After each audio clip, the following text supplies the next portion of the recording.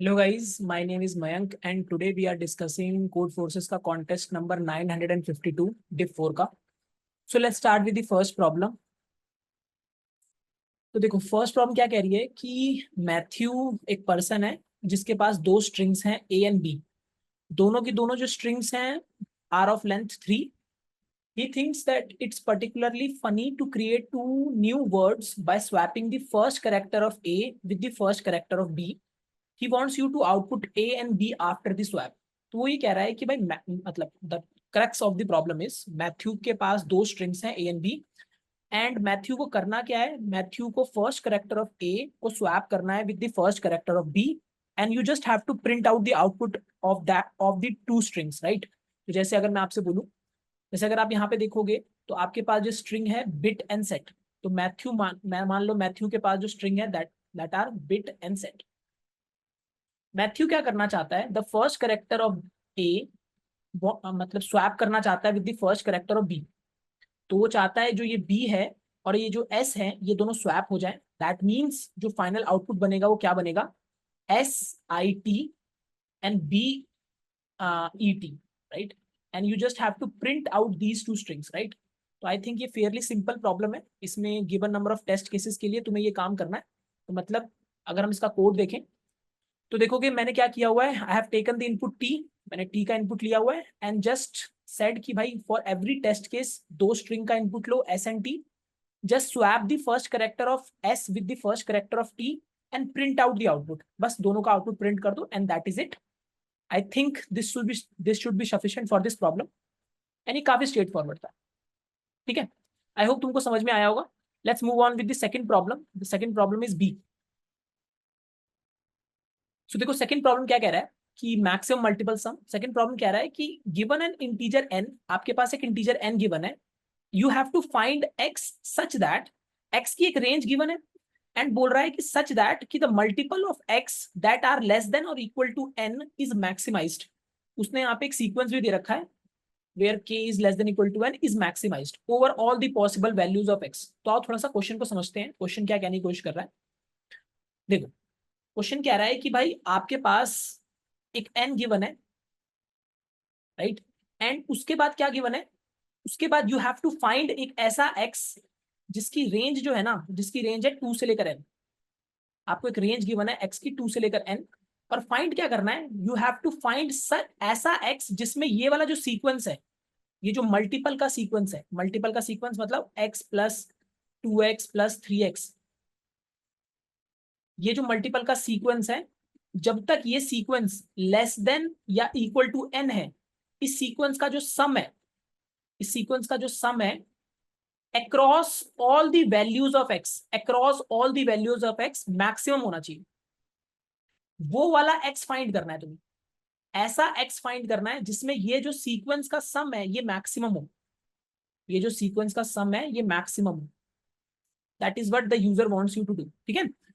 अब अगर हम ध्यान से यहाँ पे कंस्ट्रेंट्स को देखें, अगर यहाँ पे कंस्ट्रेंट्स को तुम देखोगे तो कंस्ट्रेंट 2 से लेकर 100 के बीच में है, n की वैल्यू 2 से लेकर 100 के बीच में है एंड सिंस x की वैल्यू 2 से लेकर n के बीच में है तो हम यहाँ पे ब्रूट फोर्स लगा सकते हैं. हम यहाँ पे ब्रूट फोर्स लगा सकते हैं. ब्रूट फोर्स लगाने का मतलब क्या है, देखो अगर आप तुम टाइम देखोगे तो टाइम इज 1 सेकेंड. 1 सेकेंड का मतलब होता है अप्रोक्सीमेशन में 10 raise to the power 8 computations, 10 raise to power 8 computations. And since अगर हम अपना ब्रूट फोर्स लगाएं तो मतलब मैं सारी वैल्यूज के लिए 2 से लेकर n तक आइटरेट कर सकता हूं for the potential value of x. Basically what I am saying is for the potential value of x I can iterate over this sequence 2 3 4 up to n. I can iterate over this and take a single x at a time. एक time पे एक x को ले लिया and then I can just say कि for this current x sequence का सम क्या है, इस करंट x के लिए सीक्वेंस का सम क्या है एंड ये सीक्वेंस का sum across all the values of x, across all the values of x for every x मुझे जो मैक्सिमम मिलेगा, वो मुझे जहां पे मैक्सिमम मिलेगा वो वाला x मेरा आंसर होगा. तो अगर अब तुम ध्यान से देखोगे तो यहाँ पे आपको एक लूप लगाना पड़ेगा for the values of x and again एक लूप लगाना पड़ेगा for the sequence of x, मतलब फॉर फाइंडिंग द सीक्वेंस का सम. ठीक है, वो सीक्वेंस का सम जो लेस देन इक्वल टू है n के राइट. तो अगर आप ध्यान से यहाँ पे ऑब्जर्व करते हो तो जो हमारा यहाँ पे कॉम्प्यूटेशन आएगा वो क्वाड्रेटिक आएगा, राइट। अगर हमारे यहाँ पे जो कॉम्प्यूटेशन आ रहा है वो क्वाड्रेटिक आ रहा है, एंड सिंस हमारे पास 1 सेकंड का टाइम है जिसके अंदर 10⁸ कॉम्प्यूटेशन एक्सेप्टेबल है, तो हमारा क्वाड्रेटिक सॉल्यूशन विल वर्क, ठीक है। तो अगर हम इसका सॉल्यूशन देखें, ब्रूट फोर्स देखें, तो let us observe the brute force. तो देखो मैंने क्या लिखा है, for every test case you have to take the input n, हर एक टेस्ट केस के लिए इनपुट ले लो n का, फिर आपने एक आंसर लिया हुआ है जो इनिशियली 0 है, मतलब ये आंसर क्या रिप्रेजेंट कर रहा है, maximum sequence sum across all the values of x, जितनी भी वैल्यू ऑफ x है उसमें जब तुमने सीक्वेंस का सम निकाला, उन सब सीक्वेंस में से जो सबसे ज्यादा मैक्सिमम सीक्वेंस सम है ना, उसको मैंने आंसर में स्टोर कर रखा है, और ये पोटेंशियल वेरिएबल ले रखा है, this is the potential value of x, जो मेरा x की पोटेंशियल वैल्यू है, मतलब x का वो वाली वैल्यू जो मुझे मैक्सिमम सम देता है सीक्वेंस का, ठीक है। फिर मैंने x पे आइटरेट किया for all values of x, मैंने क्या कहा, सम एक वेरिएबल है जो मुझे बताता है करंट सीक्वेंस का सम क्या है, तो करंट सीक्वेंस का सम स्टार्ट किया हुआ है मैंने x से, and what I have said is कि भाई जब तक ये जो सीक्वेंस का सम है less than equal to n है, सम के अंदर अपडेट करते रहो, and whenever this current sequence का sum is greater than the maximum sequence का सम अब तक का, that means this is a potential x, जो ये करंट x की वैल्यू थी ये पोटेंशियल वैल्यू ऑफ x है, एंड दैट इज इट। तुमने आंसर के अंदर इसको स्टोर किया, and you do this for every value of x, and after doing this print out this potential, जो तुम्हारे पास आंसर आ जाएगा x का। This is what the brute force is all about, and I guess ये तो सबको समझ में आ ही रहा होगा, है ना। बट अगर तुम यहाँ पे ध्यान से ऑब्जर्व करो, देखो अगर इस क्वेश्चन में तुम ध्यान से ऑब्जर्व करो तो तुम क्या रियलाइज करते हो, सिंस तुमको जो सीक्वेंस है ना उसको मैक्सिमम सीक्वेंस का जो सम है, सॉरी सिंस जो सीक्वेंस का सम है तुमको उसको मैक्सिमम करना है, तो सीक्वेंस का सम मैक्सिमम कब होगा, कौन से सीक्वेंस का सम, ये वाले सीक्वेंस का सम, x plus 2x plus 4x plus kx, इस सीक्वेंस का सम मैक्सिमम कब होगा, जब इस सीक्वेंस के अंदर मैक्सिमम नंबर ऑफ टर्म्स होंगी, है ना। इस सीक्वेंस के अंदर मैक्सिमम नंबर ऑफ टर्म्स होंगी तभी तो सीक्वेंस का सम मैक्सिमम होगा। अब अगर तुम ध्यान से ऑब्जर्व करते हो तो कौन से मतलब कौन सी वैल्यू ऑफ x के लिए मैक्सिमम नंबर ऑफ टर्म्स होंगी, x की वैल्यू 2 के लिए, x की वैल्यू 2 के लिए you will have the maximum number of terms, and बस ये एक चीज का ध्यान देना, this will not be true when n की वैल्यू 3 है, जब n की वैल्यू 3 है तो x की वैल्यू 2 के कारण सिर्फ एक ही टर्म बनेगी, सीक्वेंस में सिर्फ एक ही टर्म है दैट इज 2, और अगर तुमने x की वैल्यू 2 ले ली तो सीक्वेंस में एक ही टर्म है 2, और सीक्वेंस का सम क्या आएगा वो भी 2 आएगा, लेकिन अगर तुमने x की वैल्यू 3 ली होती तो तुम्हारे पास जो सीक्वेंस का सम आता वो 3 आता, तो that means except for n equal to 3, except for n equal to 3, तुम कोई भी पोटेंशियल वैल्यू ले आओ n की, तुम n की कोई भी वैल्यू ले आओ, उसके लिए जो आंसर होगा वो 2 ही होगा, मतलब x की वैल्यू 2 ही तुम्हारे लिए मैक्सिमम नंबर ऑफ टर्म्स बनाएंगी, और x की वैल्यू 2 ही तुम्हारे लिए मैक्सिमम सीक्वेंस का सम ला के देगी, राइट। तो मैंने क्या कहा, वी कैन जस्ट डू कि भाई तुम यहाँ पे चेक कर लो, तो better solution would be like this कि अगर n की वैल्यू 3 है तो जस्ट प्रिंट आउट 3, एंड अगर n की वैल्यू 3 के अलावा कुछ भी है तो तुम्हारा आंसर क्या हो जाएगा 2, स्ट्रेट फॉरवर्ड, राइट। आई होप सबको समझ में आएंगे, दोनों सॉल्यूशन विल वर्क, जो तुमको ठीक लगे तुम कर सकते हो, ठीक है। So let's move on with the third problem. तो थर्ड प्रॉब्लम क्या है देखते हैं। तो देखो थर्ड प्रॉब्लम कह रही है गुड प्रीफिक्सेस, राइट। तो थर्ड प्रॉब्लम कह रही है कि एलेक्स थिंक्स, एक बार ना वन नोट पे चल लेते हैं उनको। सो देखो क्या कह रहा है कि Alex thinks some array is good, Alex को एक एरे गुड लगता है, कब लगता है good, when there exist some element, उस एरे के अंदर कोई एक एलिमेंट ऐसा है that can be represented as the sum of all the other element, that can be represented as the sum of all the other elements, right। और यहाँ पे इसने बता रखा है sum of all the other element is 0 if there are no elements, मतलब array के अंदर अगर कोई एलिमेंट नहीं है तो सम हम 0 मान के चलते हैं, ठीक है। उसने एक एग्जांपल दिया जैसे कि 1632, इसमें अगर मैं 1 3 और 2 का सम लेता हूं तो ये इक्वल होता है 6 के, एंड हेंस ये एक गुड एरे है, मतलब एलेक्स के according this is a good array, ठीक है। उसके बाद उसने फर्दरमोर एक और चीज बता रखी है कि एरे ऑफ 0 मतलब दिस इज ऑल्सो गुड, क्योंकि अगर तुम सिर्फ 0 रखते हो एरे के अंदर तो वो भी 0 का मतलब बेसिकली एम्प्टी एरे हमने बता रखा है ना, अगर एम्प्टी है तो उसका सम 0 ही होता है, कंसिडर किया जाएगा, तो इसको भी हम गुड एरे कंसिडर करेंगे। अब उसने बताया है कि ये गुड एरे नहीं है, देख लेना एक बार। उसके बाद उसने बोला है कि आपको इनपुट में एरे गिवन होगा, you will given an array, आपको काउंट करना है number of good non empty prefixes, number of good non empty prefixes in the array A. तो आपको एरे ए के अंदर गुड प्रीफिक्सेस का काउंट बताना है, प्रीफिक्सेस का काउंट। अब गुड प्रीफिक्सेस क्या होते हैं? वही सेम चीज जैसे गुड एरे होते हैं। क्या? एक ऐसा prefix of the array A, एक एरे ए का ऐसा प्रीफिक्स जिसके अंदर कोई ऐसा एलिमेंट है जिसका जो बाकी सारे एलिमेंट का सम है। मतलब अगर बाकी सारे एलिमेंट का तुम सम करोगे तो that sum will be equal to this element, right? अगर ऐसा है तो this prefix will be considered good. तो जैसे अगर हम ध्यान से यहाँ पे देखें तो हमारे पास टेस्ट केसेस गिवन होगा, एन गिवन है, एरे का साइज गिवन है और एरे गिवन है। अगर तुम ध्यान से ऑब्जर्व करते हो तो इसने टेस्ट केस नंबर 4 के लिए बता भी रखा है। तो जैसे ये 1 है, ये 2 है, ये 3 है, 4 है। तो टेस्ट केस नंबर 4 के लिए इसने बोला है कि गुड प्रीफिक्सेस कितने हैं। तो जैसे अगर एक बार हम लिख लें 0 1 2 1 4, तो अगर ये प्रीफिक्स है, if you consider this prefix, तो this will be good prefix, right? अभी हमने ऊपर देखा था तो काउंट हो चुका है 1। अगर हम इस प्रीफिक्स की बात करें, मतलब we are talking about these two element, तो ये गुड नहीं है। क्यों? क्योंकि भाई 0 1 के इक्वल नहीं होता, 0 1 के इक्वल नहीं होता तो और कोई एलिमेंट है नहीं। मतलब प्रीफिक्स को गुड कब कंसिडर किया जाएगा? आई होप सबको ये समझ में आया होगा कि प्रीफिक्स को गुड कंसिडर करने का मतलब ये है कि उसमें एक ऐसा एलिमेंट होना चाहिए जो बाकी सारे element except for that current element, उन सबका जो सम होना चाहिए करंट एलिमेंट के इक्वल होना चाहिए, राइट? जैसे कि अब हम इसकी बात करें, इस प्रीफिक्स की बात करें 0 1 2 की, तो 0 1 2 में भी अगर तुम ध्यान से ऑब्जर्व करते हो तो कोई भी एलिमेंट नहीं है, तो this is also not a good prefix. अब देखो ये वाला कंसिडर करते हैं 0 1 2 1, तो अगर हम 0 1 2 1 को कंसिडर करें तो this will be considered good prefix. Why? Because इसके अंदर एक एलिमेंट है 2 जो बाकी सारे एलिमेंट एक्सेप्ट फॉर 2 के सम के इक्वल है, के सम के इक्वल है। तो this will be considered a good prefix. तो एक और प्रीफिक्स मिल गया गुड। हमारे पास जो काउंट आ चुका है 2 आ चुका है, और ये भी एक गुड प्रीफिक्स है। तो अगर हम बात करते हैं 0 1 2 1 4 की, this is also considered good. Why? Because अगर तुम देखोगे इस प्रीफिक्स के अंदर 4 को छोड़ के बाकी सारे एलिमेंट का सम अगर तुम लोगे तो वो 4 आता है। 4 को छोड़ के अगर बाकी सारे एलिमेंट का सम लोगे तो दैट विल बी 4, राइट? ठीक है। तो अगर हम इस क्वेश्चन को ध्यान से ऑब्जर्व करते हैं तो देखो तो की ऑब्जर्वेशन क्या है। स्ट्रेट अवे हमें की ऑब्जर्वेशन क्या पता चलती है कि भाई अगर हमारे पास एक एरे है,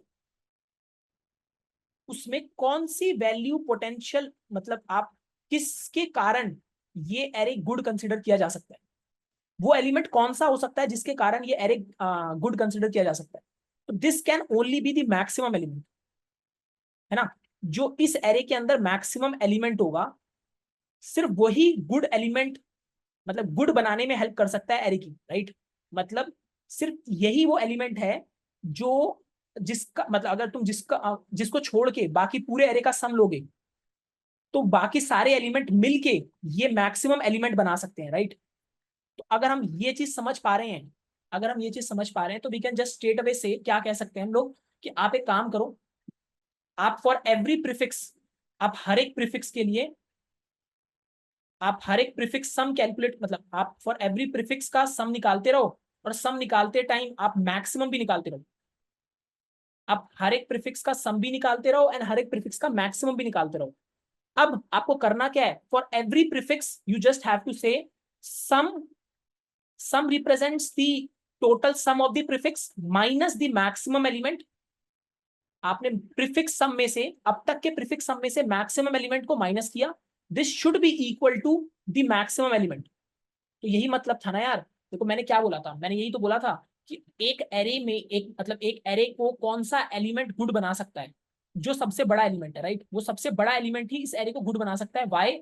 बिकॉज जो बाकी सारे एलिमेंट है अपार्ट फ्रॉम दी सबसे बड़ा एलिमेंट, उन सब का सम सबसे बड़ा एलिमेंट बन सकता है, right?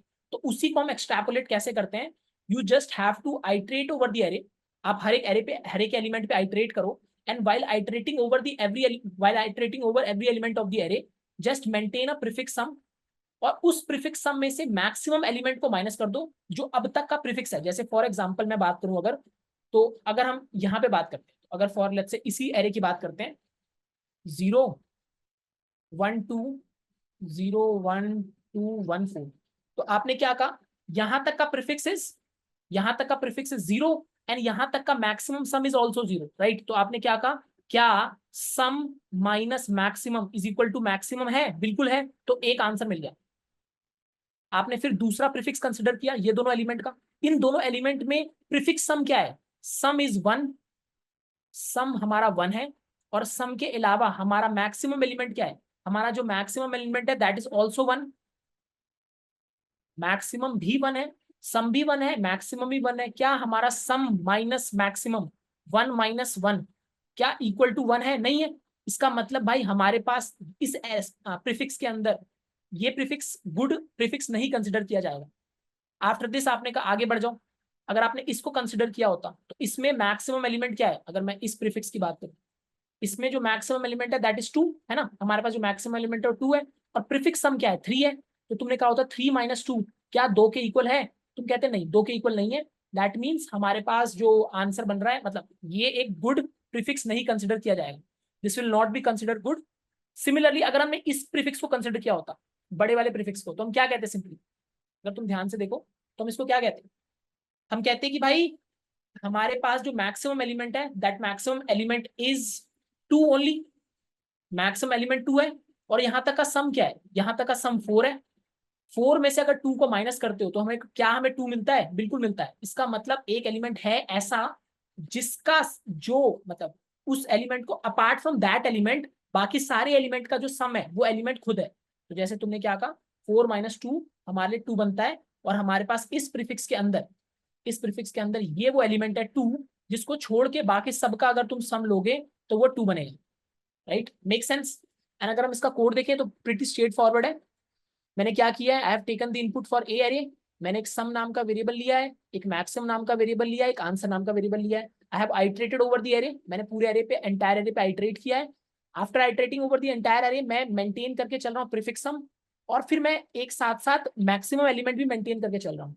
Eight any instance sum minus maximum element अगर इक्वल टू हो जाता है मैक्सिमम एलिमेंट के, तो मैं काउंट को बढ़ा रहा हूँ, तो ये आंसर हमें टोटल काउंट बता रहा है प्रीफिक्सेस का जो गुड है, एंड जस्ट उसको प्रिंट कर देता हूं मैं, राइट। तो प्रिटी स्ट्रेट फॉरवर्ड, आई होप सबको ये समझ में आया होगा, ठीक है। So let's move on with the next problem, एक सेकेंड, ठीक है।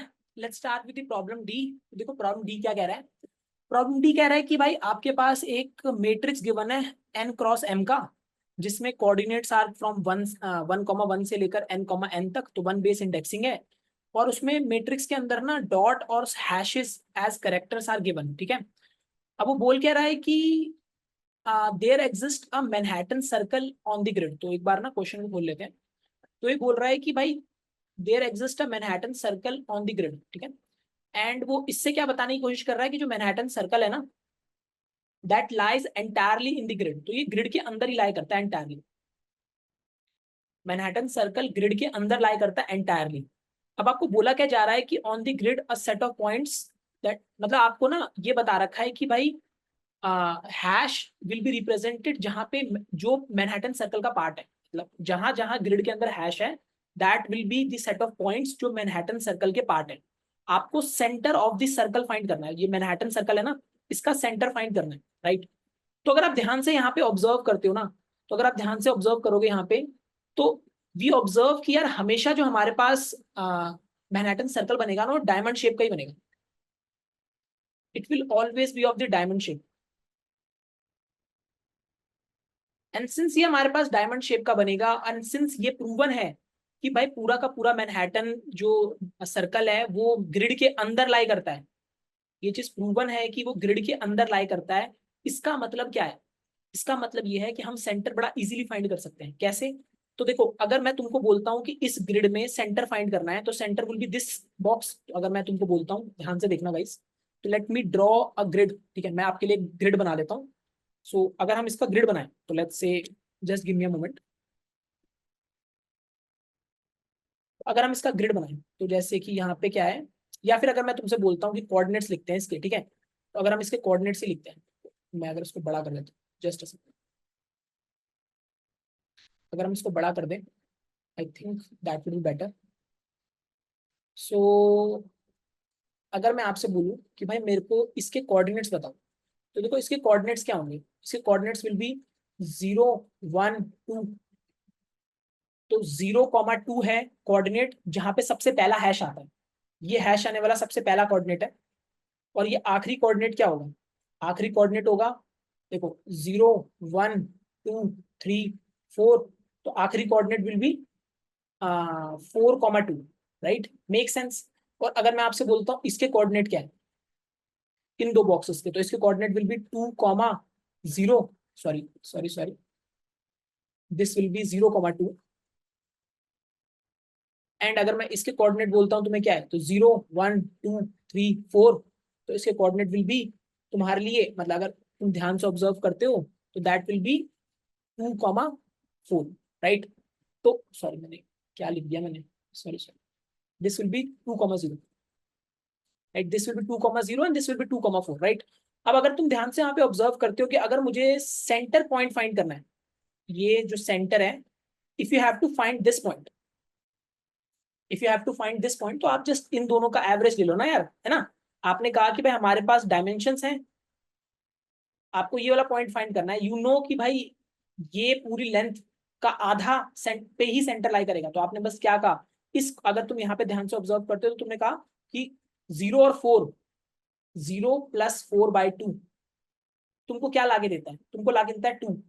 अब ध्यान रखना कि ये हमने 0 बेस इंडेक्सिंग के अकॉर्डिंग किया है और क्वेश्चन में 1 बेस इंडेक्सिंग है, तो यहाँ पे +1 कर देना। एंड अगर तुम यहाँ पे करते हो तो यहाँ पे भी तुमको y कोऑर्डिनेट्स फाइंड करना है, तो 0 + 4/2, तो ये तुमको 2 ला के देगा। एंड ये 0 बेस इंडेक्सिंग का है, हमें 1 बेस इंडेक्सिंग में आंसर निकालना है, दैट इज 2 + 1 3। तो यहाँ पे भी 3 आ रहा है, यहाँ पे भी 3 आ रहा है, तो फॉर दिस पर्टिकुलर केस हमारा जो आंसर होना चाहिए वो 3 3 होना चाहिए। और अगर तुम ध्यान से देखोगे तो 3 3 है, राइट। तो हमने क्या कहा सिंपली, तो हमारे पास एक तरीका, स्ट्रेट फॉरवर्ड तरीका क्या है कि भाई सिंस हमें ये बात पता है कि जो आपका ये डायमंड है it will lie inside the matrix, ये मैट्रिक्स के अंदर लाई करता है, हमें ये बात पता है फॉर श्योर कि भाई ये शेप जो है वो डायमंड है। तो आपने क्या कहा सिंपली, आप फाइंड कर लो सबसे पहले हैश का coordinate, coordinate of the first hash, है ना, उसका कोऑर्डिनेट फाइंड कर लो। और उसी मतलब लास्ट हैश का, उसी रो में मतलब उस लेंथ वाइज लास्ट हैश का कोऑर्डिनेट फाइंड कर लो। एंड आपने कहा सिमिलरली एक्स एक्सिस के अबाउट भी फर्स्ट हैश का और एक्स एक्सिस के अबाउट भी लास्ट हैश का कोऑर्डिनेट फाइंड कर लो। Find this coordinate and then उनको डिवाइड बाय 2 कर देना या एवरेज ले लेना, ठीक है, ये आप कर लेना। एक तरीका ये हो सकता है, या दूसरा तरीका, एक स्मार्ट तरीका क्या हो सकता है कि भाई just take this sum of all i का एवरेज, जो आई कोऑर्डिनेट है ना उन सब का एवरेज ले लो। जैसे फॉर एग्जांपल यहाँ पे क्या है, यहाँ पे है ये, इसके कोऑर्डिनेट्स क्या होंगे, इसके कोऑर्डिनेट होंगे 0 1 2।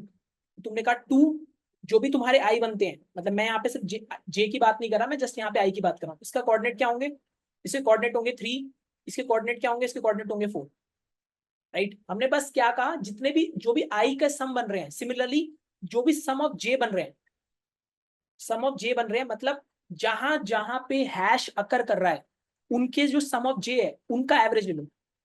अगर आप ये दोनों का एवरेज लेते हो तो you will get the coordinates of the centre, right, make sense also. अगर तुम ध्यान से ऑब्जर्व करो, अगर ये एक मैट्रिक्स है और इस मैट्रिक्स में यहाँ पे आपके पास क्या बन रहा है, यहाँ पे आपके पास लेट्स से डायमंड बन रहा है, जो डायमंड शेप बन रही है, और ये वो सेंटर है। तो आपने क्या कहा, बस भाई इन सब के कोऑर्डिनेट का सम ले लो ना।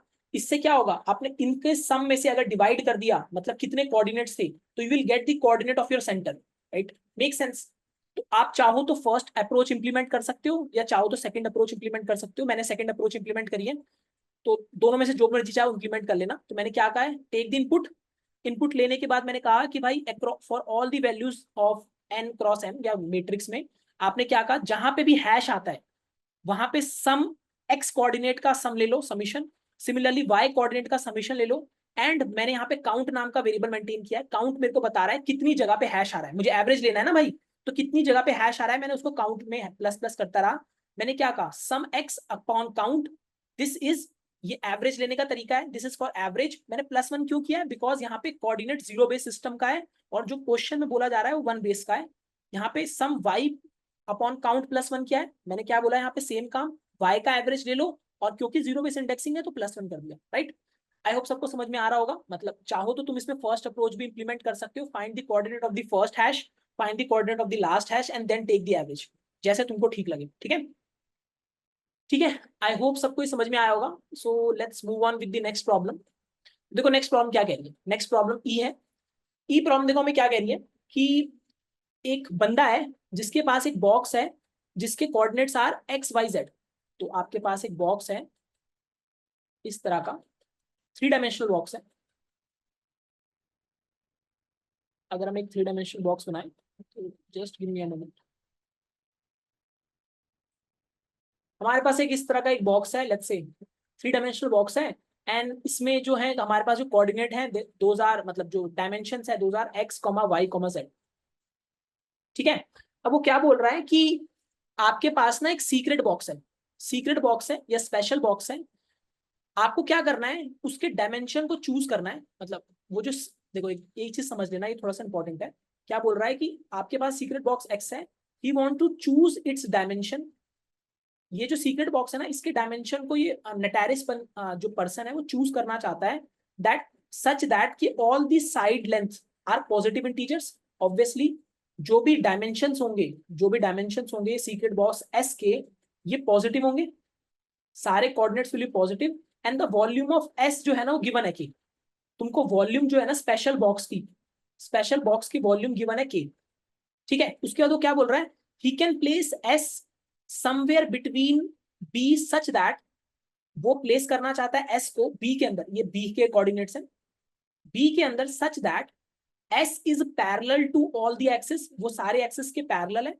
दूसरा क्या बोल रहा है, every corner of x lies with in the integer coordinate system. तो पहली चीज, इस बॉक्स के अंदर लाई करना चाहिए कंप्लीटली एस। एंड वो बोल रहा है कि सारी इंटीजर वैल्यू पे लाई करना चाहिए, ऐसा नहीं होना चाहिए कि भाई आधा 2.5 पे लाई कर रहा है। ठीक है, सिर्फ इंटीजर कोऑर्डिनेट पे लाई करना चाहिए। उसके बाद क्या बोल रहा है कि भाई S is magical so when placed, ठीक है, फालतू की इंफॉर्मेशन। आपको क्या निकालना है, आपको निकालना है among all the possible dimension of s, जितनी भी पॉसिबल डायमेंशन है एस की, determine the maximum number of distinct locations where he can place s. तो आपको maximum number of distinct locations find करनी है। अब देखो इसको कैसे किया जाए। तो बेसिकली आपको ये बोल रहा है कि आपके पास, अगर मैं क्वेश्चन थोड़ा सा अच्छे समझाऊं, आपके पास ये बॉक्स बी है, इस बॉक्स बी के बाद मान लो आपके पास एक और बॉक्स है जो स्पेशल बॉक्स है। लेट्स से मैं स्पेशल बॉक्स बना, ये वो स्पेशल बॉक्स है। ठीक है, ये वो स्पेशल बॉक्स है। आपको इसके डायमेंशंस फाइंड करने हैं, आपको इसके डायमेंशन फाइंड करने हैं सच दैट आपके पास maximum number of distinct ways हो, आपके पास maximum number of distinct locations हो,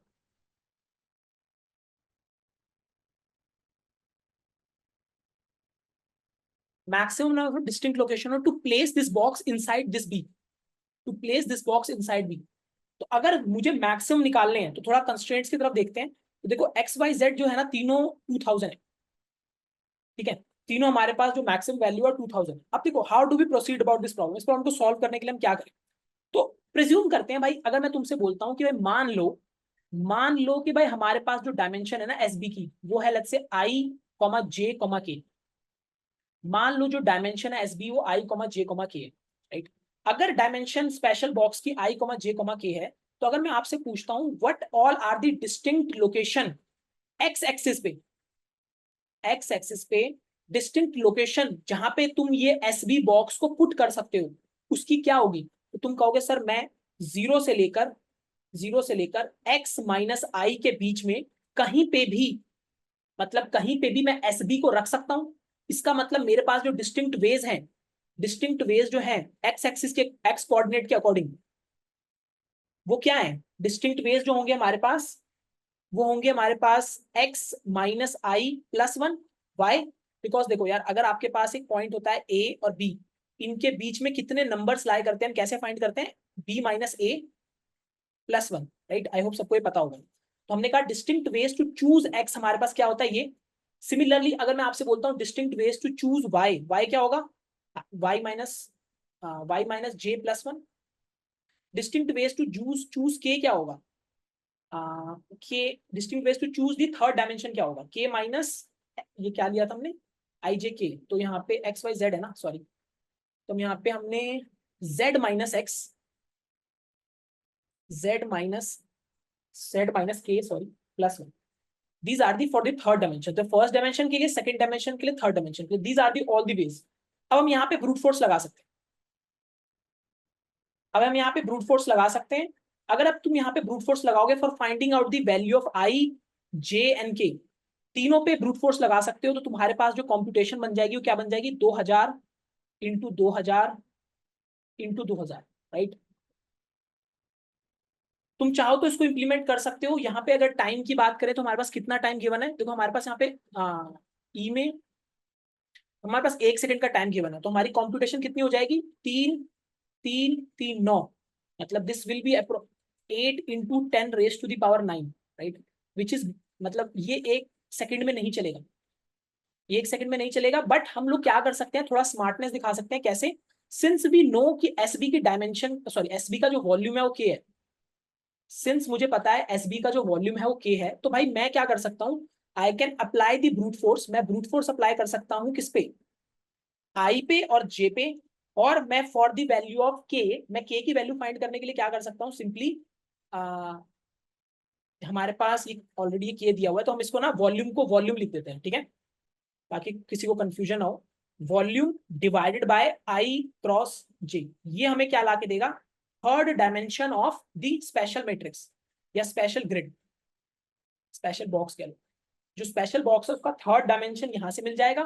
फर्स्ट डायमेंशन तुमने ब्रूट फोर्स लगा रखा है, सेकंड डायमेंशन तुमने ब्रूट फोर्स लगा रखा है। अब हमारी जो कंप्यूटेशन हो जाएगी वो 2000 इंटू 2000 हो जाएगी, विच विल एब्सोल्युटली पास, ये चीज पास कर जाएगी। तो अगर हम इसका कोड देखते हैं तो देखो मैंने क्या किया है, मैंने जस्ट सिंपली कहा कि भाई तुम्हें एक्स के लिए ब्रूट फोर्स लगा दो, वाई के लिए ब्रूट फोर्स लगा दो। देखो एक स्पेशल केस कंडीशन ये भी बन सकती है क्या, कि भाई कभी भी जो वॉल्यूम आ रहा है,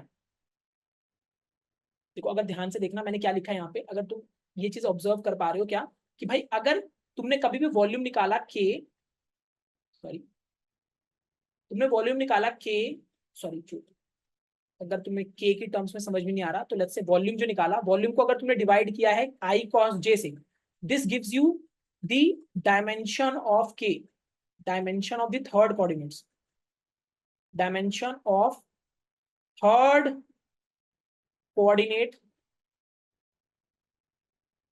फॉर स्पेशल बॉक्स। तो स्पेशल बॉक्स के लिए थर्ड कोऑर्डिनेट के डायमेंशन तुमको लाके दे रहा है, राइट। अब अगर तुम ध्यान से ऑब्जर्व करते हो कि अगर ये चीज इंटीजर नहीं है तो हमारा ये कभी पोटेंशियल आंसर नहीं बन सकता। व्हाई, बिकॉज देखो क्वेश्चन में बोला गया है कि values can only be integer. तो मैंने क्या कहा कि भाई अगर इंटीजर नहीं था तो आगे बढ़ जाओ, this is not your value. Plus मैंने क्या कहा कि भाई जो ये थर्ड डायमेंशन है ना, अगर ये थर्ड डायमेंशन, अगर इसकी वैल्यू z से बड़ी आ जाती है, z क्या है, z इस बॉक्स के, जिस बॉक्स के अंदर तुमको फिट करना है ये स्पेशल बॉक्स, उसके डायमेंशन है थर्ड।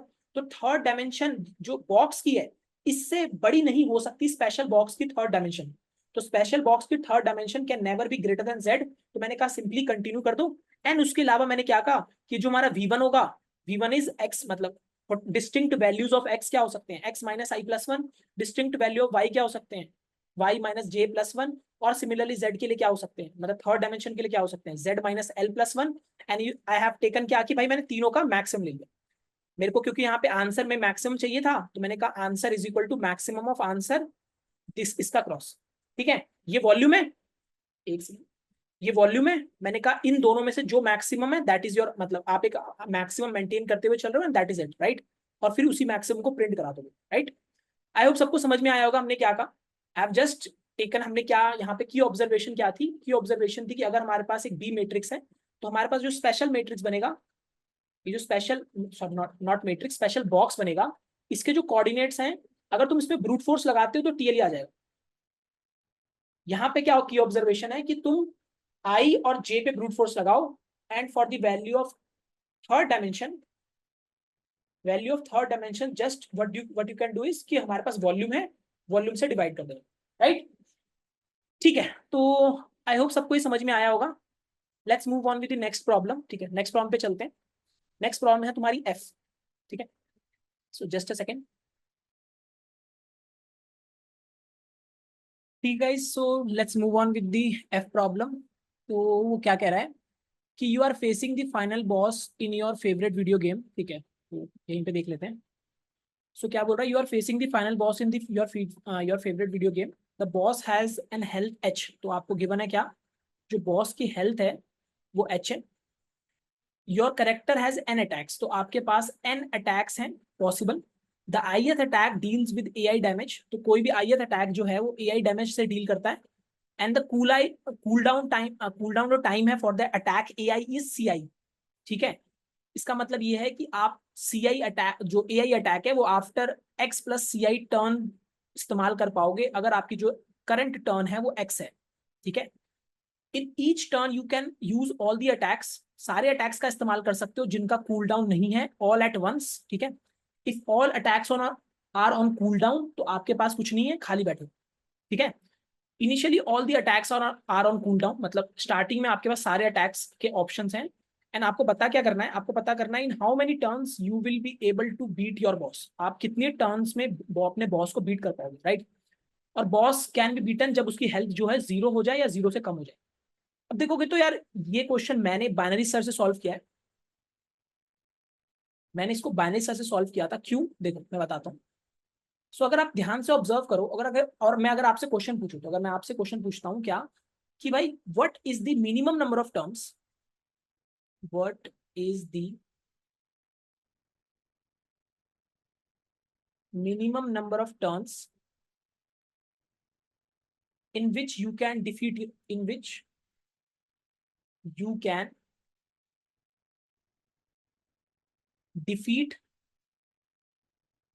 The boss. अगर मैं आपसे बोलूं, आप क्या है वो minimum value, minimum number of turns जिसमें आप अपने जो ये बॉस है, गेम के बॉस को डिफीट कर सकते हो across all the test case. कोई भी वैल्यू उठा लो आप, मतलब मैं पूछ रहा हूँ कि क्या मिनिमम वैल्यू हो सकती है मिनिमम नंबर ऑफ टर्न्स की, तो तुम कहोगे सर इसका आंसर 1 होगा। वाई, बिकॉज देखो अगर मैं बोलता हूँ तुम्हारे पास लेट्स से एच की वैल्यू जो है, minimum value possible for H is 1। ठीक है, तो बॉस की हेल्थ 1 है। आपके पास जो टर्न है लेट्स से वो 10⁻⁵ है। ठीक है, मैक्सिमम जो टर्न हो सकती है वो 2 × 10⁻⁵ हो सकती है, बट आपके पास लेट्स से जो टर्न है वो 10⁻⁵ है। फर्क नहीं पड़ता। आपने क्या बोला, जो कूल डाउन टाइम है ये भी कुछ भी रख लो, कोई फर्क नहीं पड़ता। लेट्स से फिर भी आपने 10⁻⁵ रख लिया या 1 रख लिया, सबसे छोटी वैल्यू को रखना चाहते हो, आपने 1 रख लिया कूल डाउन टाइम। एंड आपने क्या कहा, एक ही ऐसे रखते हैं, लेट्स से सिंपल रखते हैं। हमने कहा हमारी एन की वैल्यू 1 है, एक ही हमारे पास अटैक है, और वो एक अटैक में ए ऑफ 0 की वैल्यू क्या है 1, और हमारे पास जो कूल डाउन टाइम है वो भी 1 है। तो आप क्या कहोगे, सो सबसे पहली टर्न आएगी उसी में जो आपका ये बॉस है वो डिफीट हो जाएगा। तो आपने क्या कहा कि भाई हमारे पास जो मिनिमम नंबर ऑफ टर्न्स हैं जिसमें मैं अपने बॉस को डिफीट कर सकता हूँ, जो अपने बॉस को मतलब जो फाइनल बॉस को डिफीट कर सकता हूँ वो 1 है, राइट। अब सिमिलरली अगर मैंने आपको बोला कि भाई what is the maximum number of turns, what is the maximum turns जिसमें आप वीडियो गेम के बॉस को हरा सकते हो across all the test case, कोई भी टेस्ट केस उठा लेना, तुम्हारे पास जो मैक्सिमम नंबर ऑफ टर्न्स है वो क्या हो सकती है। तुम बोलोगे sir maximum number of turns के लिए हमें एक टेस्ट केस लेना पड़ेगा जिसमें देखो आपको नंबर ऑफ टर्न्स को मैक्सिमम करना है, राइट। तो मैंने क्या कहा, जो हेल्थ है ना बॉस की वो सबसे ज्यादा है, तो हेल्थ क्या हो सकती है बॉस की सबसे ज्यादा, 10⁻⁵ मतलब 2 × 10⁻⁵, राइट। तो अभी के लिए ना फॉर सिंप्लिसिटी 10⁻⁵ रखते हैं, सिंप्लिसिटी के लिए 10⁻⁵ रखते हैं। जो बॉस की हेल्थ है वो मैक्सिमम है, और आपके पास जो टर्न है, सॉरी आपके पास जो अटैक के ऑप्शन है वो भी एक ही है। आपके पास सिर्फ एक अटैक का ऑप्शन है, और जो उस अटैक की वैल्यू जो है ना वो भी 1 है। अगर आप उस अटैक की वैल्यू की बात करोगे वो भी 1 है, और जो कूल डाउन है, कूल डाउन भी जो इसका है ना वो मैक्सिमम पॉसिबल है। कितना मैक्सिमम पॉसिबल है, मैं 10⁻⁵ ही ले रहा हूं। तो अगर आप इस कंस्ट्रेंट्स के अकॉर्डिंग इस बॉस को डिफीट करने जाते तो कितनी टर्न्स में डिफीट करते, तो आप कहते सर पहली पहली टर्न में मैं जो डैमेज प्रोड्यूस करता, पहली टर्न के बाद जो मेरा बॉस है उसमें डैमेज क्या हो जाता ये, ऐसे ही आपने फिर -1 क्या होता, -1 क्या होता, -1 क्या होता। बट एक चीज का ध्यान देना आपको कि आपके पास कितनी टर्न लगी, जो सबसे पहला डैमेज किया आपने तो आपको जो टर्न्स लगी है वो 10⁻⁵ लग गई, क्योंकि कूल डाउन 10⁻⁵ है ना। अगली टर्न आपको 10⁻⁵ टर्न्स के बाद मिलेगी, फिर जो अगली टर्न है फिर से 10⁻⁵ टर्न्स के बाद मिलेगी, फिर जो अगली टर्न है फिर से 10⁻⁵ टर्न्स के बाद मिलेगी, ऐसे करते रहोगे। तो अगर मैंने आपसे पूछा कि भाई ये कितनी बार आपको 10⁻⁵ को ऐड कर रहा है, तो आप कहोगे सर 10⁻⁵ टाइम्स आपको 10⁻⁵ को ऐड करना है। तो आपने कहा जो मैक्सिमम नंबर ऑफ टर्न्स हो सकती हैं वो क्या हो सकती है, 10⁵ इंटू 10⁵5। अब क्योंकि यहाँ पे 2 से मल्टीप्लाई करना था तो हम ले लेते हैं अप्रोक्सीमेशन में 10⁻11। सो हमने क्या कहा, 11 ले लो 12 ले लो, एक ही बात है, ठीक है। तुमने क्या कहा, the maximum number of turns in which you can defeat the boss is 10⁻11। तो देखो अब हमारे पास ना टर्न्स की एक रेंज है, हमारे पास टर्न्स की एक रेंज है, मतलब जो आपका across all the test case, कोई भी टेस्ट केस उठा लो, जो आपका आंसर होगा वो 1 से लेकर 10⁻11 के बीच में आएगा। And now what do I want, मैं क्या चाहता हूं फाइंड करना, मैंने कहा मैं मिड निकालता हूं, मैं मिड निकालता हूं और मैं क्वेश्चन पूछता हूं खुद से, क्या मैं मिडल अमाउंट, क्या मैं मिडल अमाउंट ऑफ टर्न में डिफीट कर पाऊंगा, बॉस को डिफीट कर पाऊंगा। इसका आंसर या तो हाँ होगा या तो ना होगा। अगर इसका आंसर यस है, if you are able to defeat middle number of turns में, तो आप क्या बोलोगे कि भाई मिडल से कम नंबर ऑफ टर्न्स में डिफीट करना चाहता हूं। क्यों? क्योंकि देखो क्वेश्चन में क्या बोला है, आपको मिनिमम नंबर ऑफ टर्न्स में डिफीट करना है, राइट। तो आपने कहा भाई अगर मैं मिडल नंबर ऑफ टर्न्स में बॉस को डिफीट कर पा रहा हूं, मतलब मिडल की एक वैल्यू ले लो, लेट्स से मैंने कहा मिडल की वैल्यू है 50। तुम अगर 50 नंबर ऑफ टर्म्स में बॉस को डिफीट कर पा रहे हो, तुम क्या फाइंड करने की कोशिश करोगे, तुम फाइंड करने की कोशिश करोगे क्या मैं 49 में कर सकता हूं। तो तुमने क्या कहा, हमारा जो एंड पॉइंट होगा वो मिड -1 हो जाए, and store this value, this current mid is my potential answer. तो इसको स्टोर कर लेना। इसको स्टोर क्यों कर लेना गाइस, देखो ये बहुत इंपॉर्टेंट है, because this current mid is my potential answer. इस मैं 50 टर्न्स में तो डिफीट कर पा रहा हूं ना, क्या पता तुम 49 पे ना कर पाओ, क्या पता तुम 49 टर्न्स में बॉस को डिफीट ना कर पाओ। उस सिचुएशन में तुम्हारा आंसर क्या होता, उस सिचुएशन में तुम्हारा आंसर 50 होता। तो तुमने क्या कहा, दिस 50 या this mid is my potential answer, I will store this potential answer and look for a better answer in the right half, मतलब मैं सॉरी लेफ्ट हाफ में, मैं कहता ई को मिड -1 में ले जाओ।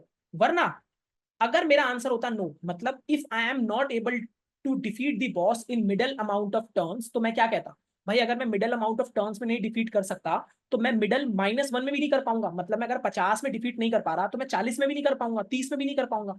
तो मैं क्या बोलूंगा, मैं बोलूंगा भाई ठीक है, तुम 50 में नहीं कर पा रहे, क्या तुम 100 में कर पा रहे हो। तो तुमने क्या कहा, स्टार्ट को बोलो कि वो मिड +1 पे आ जाए, स्टार्ट को बोलो मिड +1 पे आ जाए। और इस केस में तुम स्टोर नहीं करोगे आंसर को। Why you will not store this answer, because this is not a potential answer. देखो अगर तुम 50 टर्न में अपने बॉस को डिफीट नहीं कर पा रहे तो इसका मतलब क्या है, तुम भाई 50 को स्टोर थोड़ी करोगे आंसर के टर्म्स में। तो तुमने क्या कहा, this is how your binary search will be applied. अब जो मेजर क्वेश्चन ये आता है, हाउ टू चेक, ये कैसे चेक किया जाए, हाउ टू चेक कि भाई मैं मिडल अमाउंट ऑफ टर्न्स में बॉस को डिफीट कर पा रहा हूं कि नहीं। ये चेक कैसे किया जाए कि भाई मिडल अमाउंट ऑफ टर्न्स में मैं बॉस को डिफीट कर पा रहा हूं कि नहीं। तो अगर मैं आपसे पूछता हूं कि भाई अगर आपके पास मिडल टर्न्स है, आपके पास मिड टर्न्स है, इस मिड टर्न्स में अटैक एआई अटैक एआई का कितनी बार कंट्रीब्यूशन आएगा, तो आप कैसे निकालोगे। अगर मैं आपसे पूछता हूं आपके पास मिड टर्न्स है, इसमें आप कितनी बार, ऐसा आप समझ लो कितनी बार एआई वाला जो अटैक है वो कर सकते हो, तो तुम बोलोगे sir mid divided by CI, क्योंकि इसका कूल डाउन क्या है एआई का, वो सीआई है। लेकिन इसका सील वैल्यू लेनी है तुमको, याद रखना इसकी तुमको सील वैल्यू लेनी है। सील वैल्यू क्यों लेनी है, बिकॉज देखो अगर मैं तुमसे बोलता हूं तुम्हारे पास जो नंबर ऑफ टर्न्स है, मान लो मिड की वैल्यू 5 है, और मान लो ए आई कुछ भी हो सकता है, लेकिन जो कूल डाउन है ना ए आई का वो है 2। तो तुमसे मैंने पूछा ए आई को तुम कितनी बार कर पाओगे, तो तुम बोलोगे सबसे पहली बार, स्टार्टिंग में तुमने ए आई परफॉर्म कर दिया, स्टार्टिंग में कर दिया, फिर उसके बाद तुम अगली बारी अटैक कब कर पाओगे, 3 के बाद, ठीक है। थर्ड टर्न के बाद तुमने फिर से ए आई को परफॉर्म कर दिया, फिर थर्ड के बाद तुम दोबारा से ए आई का परफॉर्म कर पाओगे 5वीं टर्न में, तुमने 5वीं में ए आई को परफॉर्म कर दिया। अब अगर तुम ध्यान से ऑब्जर्व करो बाय दिस फॉर्मूला, तुम 5 बाय अगर 2 करते तो तुम्हें आंसर 2 मिलता, right. But we do not want to, हमें क्या चाहिए, सील वैल्यू, जो भी करंट इक्वेशन है उसकी सील वैल्यू चाहिए, राइट। तो सील वैल्यू को लिखने का तरीका क्या होता है, how do we write a ceil value, मतलब या तो तुम मतलब डायरेक्टली फंक्शंस वगैरह का इस्तेमाल करना चाहो तो कर सकते हो, मतलब ठीक है तुम्हारी श्रद्धा है। बट मेरे अकॉर्डिंग तुम्हारे मतलब कैसे लिखना चाहिए अगर हम फाइनल की बात करें तो मिड। अब एक चीज का इसमें और, सॉरी मैं इंटरप्ट कर रहा हूँ, एक चीज का इसमें और ध्यान देना कि भाई ये अंडरस्टैंड कर लेना, मतलब प्लीज ये अंडरस्टैंड कर लेना कि why I have directly move towards binary search. मैं डायरेक्टली बाइनरी सर्च की तरफ क्यों गया? क्योंकि जो हमारे पास रेंज थी ना, हमारे पास रेंज जो थी वो मुझे स्टार्टिंग से पता है कि क्या भाई, हमारे पास जो रेंज है वो सॉर्टेड रेंज है। ये जो नंबर ऑफ टर्न्स की रेंज है ना, ये सॉर्टेड है। ये जो रेंज है ना, अगर आप बोलोगे मेरे से तो ये सॉर्टेड है कि भाई आपके पास टर्न्स फिक्स्ड है ना 1 से लेकर 10^11, इसीलिए मैं बाइनरी सर्च की तरफ डायरेक्टली चला गया। अच्छा ठीक है, तो हम लोग जो सील वैल्यू की बात करें तो सील वैल्यू के लिए हम क्या कहते हैं, हमारे पास फॉर्मूला क्या होता है सील वैल्यू के लिए? तुमने कहा mid minus c i, c of i plus, sorry sorry, mid plus c of i minus 1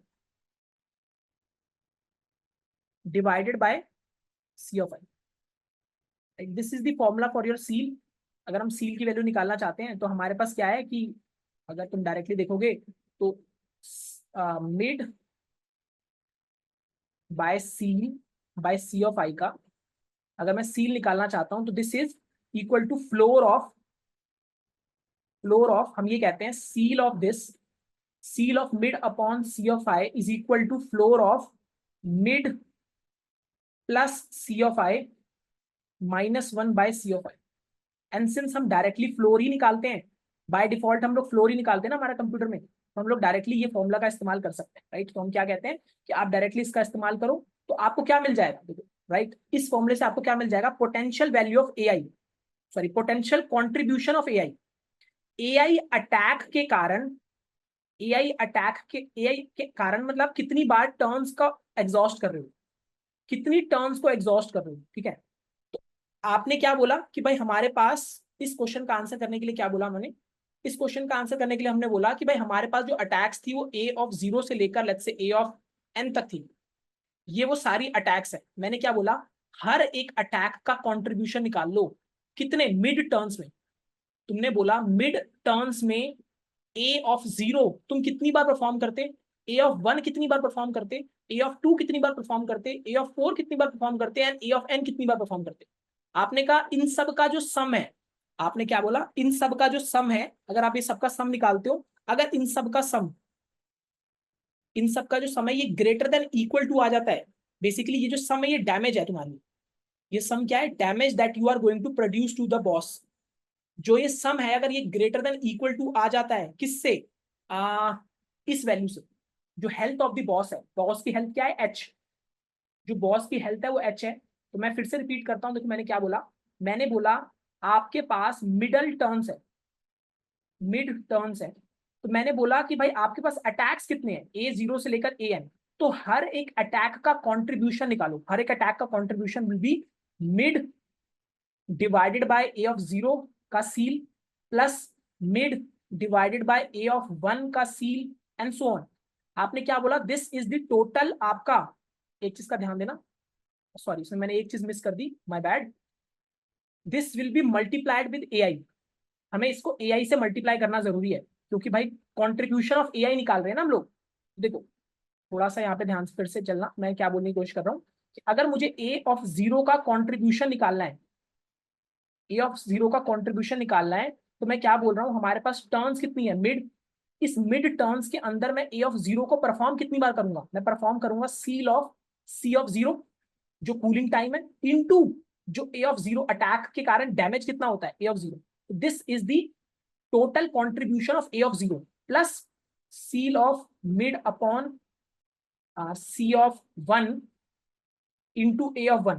This is the total contribution for attack 1 across all the attack, सारे अटैक के जो तुम्हारे पास डैमेज आया, ये जो टोटल डैमेज आया, जो total damage आया, if this damage is greater than equal to the health of the boss, तो तुमने क्या कहा, you will be able to defeat the boss and move towards, अगर आप डिफीट कर पाते हो बॉस को तो मूव टूवर्ड्स मतलब look for a better half in the left zone and store this answer as the potential answer. वरना अगर आप नहीं कर पा रहे तो move towards right and look for the better answer, that is it, ठीक है। आई होप सबको समझ में आया होगा मैंने क्या कहा। तो आई एम रिपीटिंग दी मतलब एंटायर प्रोसेस अगेन। तो मैंने क्या कहा, first I have identified the range for the number of turns, मेरे पास क्या टर्न्स की रेंज हो सकती है, तो मिनिमम मैक्सिमम रेंज फाइंड कर ली मैंने। ठीक है, मतलब मिनिमम मैक्सिमम टर्न की रेंज फाइंड कर ली। आफ्टर दैट मैंने क्या आइडेंटिफाई किया, मैंने ये चेक किया कि क्या मैं मिडल अमाउंट ऑफ टर्न्स में बॉस को डिफीट कर पा रहा हूँ कि नहीं। तो आई हैव सेड इसका आंसर या तो यस हो सकता है या तो नो। बेस्ड अपॉन दिस मैंने कहा कि हाउ डू आई नो कि भाई मिडल अमाउंट ऑफ टर्न्स में मैं डिफीट कर पा रहा हूँ किसी करंट बॉस को कि नहीं। तो फॉर दिस मैंने क्या बोला, आप हर एक अटैक का इंडिविजुअल कॉन्ट्रीब्यूशन निकालो। एक अटैक का इंडिविजुअल कॉन्ट्रीब्यूशन क्या होगा कि वो एक अटैक मिड टर्म्स में कितनी बार आपने परफॉर्म किया। तो आप कहते हो एक अटैक तुमने मिड टर्म्स में कितनी बार परफॉर्म किया, mid upon C of I जो उसका कूल टाइम था का ceil into A of I जो अटैक के कारण डैमेज होता था। This is the total damage या टोटल कॉन्ट्रीब्यूशन ए आई का जो होगा। एंड आपको क्या करना है, you have to perform this summation for all the values of I. जितनी अटैक की पॉसिबल वैल्यूज है सबके लिए आप ये निकालो और सबका समीशन कर देना। सबके समीशन करने के बाद आपने क्या बोला, जो भी डैमेज आता है किसी इसको स्टोर कर लेना। जो भी डैमेज आता है अगर ये damage health of the boss से बड़ा या इक्वल टू था, then you say you will be able to defeat the boss, and since you will be able to defeat the boss, look for a better answer by storing this answer। and better answer आपको कहां मिलेगा, क्योंकि minimum number of turns निकालना है तो look in this half. And अगर आप नहीं डिफीट कर पाते तो आप look for a better answer in this half without storing the value, right. तो अगर मैं इसका तुम्हें कोड दिखाऊं, प्रिटी स्ट्रेट फॉरवर्ड है। देखो मैंने क्या लिया, एच एन का इनपुट ले लिया है। इनपुट लेने के बाद मैंने कहा कि भाई हमारे रेंज डिफाइन कर दी बाइनरी सर्च की, जो कि 1 से लेकर मिनिमम पॉसिबल वैल्यूज जिसमें मैं बॉस को मिनिमम पॉसिबल टर्न्स जिसमें मैं बॉस को डिफीट कर सकता था वो 1 थी।